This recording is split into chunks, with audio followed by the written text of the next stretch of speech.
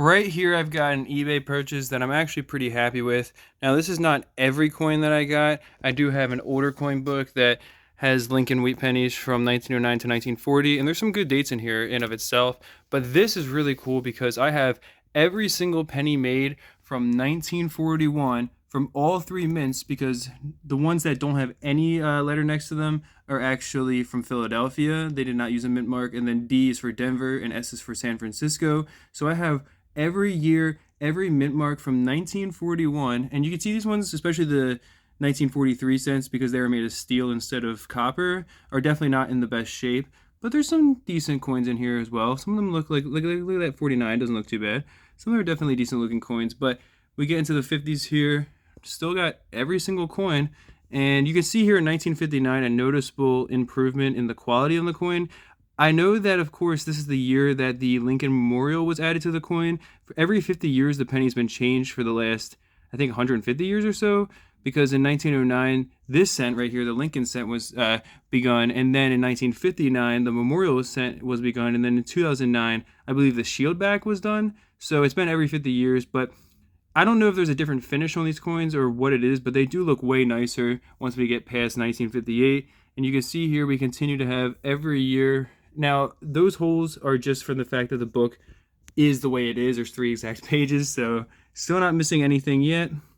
And if we keep going, we even got these different weird little varieties. Look at this.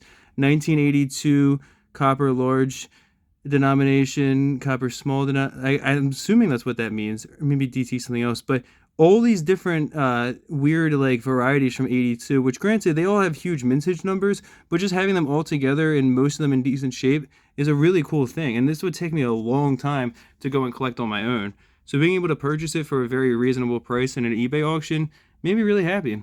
Now we're getting up into the 2000s. So getting to the more modern sense, of course, up to 2013. And we even got an extra one that I guess the guy threw into the empty hole that was on this one. So that's pretty cool. I think he actually did that just to show a good example of the shield. And this is what I was talking about, by the way. You can see here, since this is past 2009, this is what the shield back actually looks like. He also does have in here, this is pretty cool, the 2009, I think this is a special cent because this was the last year that the memorial back was used.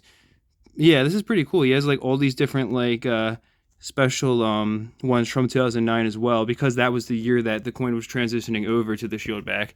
And then we got, you can see shield reverse. I guess this book actually wants you to include an example of that as well. So he has that filled. And then here you can see, now this is the only coin that's actually missing, the 2019 W, because it was only issued in mint cents, meaning that you would have to buy a government issued mint set of coins in order to actually get it.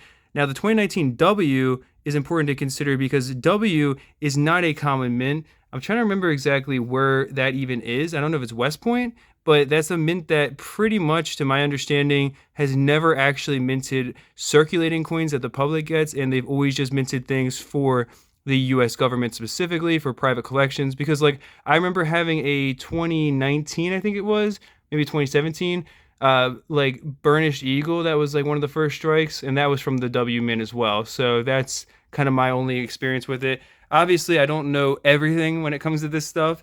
I used to be really into it when I was a kid, but I'm getting back into it now. And I thought this was really cool to have regardless, because I've never really had such a complete collection of coins. Being able to do so for such a cheap price is really awesome. And if you or your kids or anyone around you is interested in coins, I really recommend you start with something like this. Just older pennies, things that you can collect and feel good about without having to break the bank.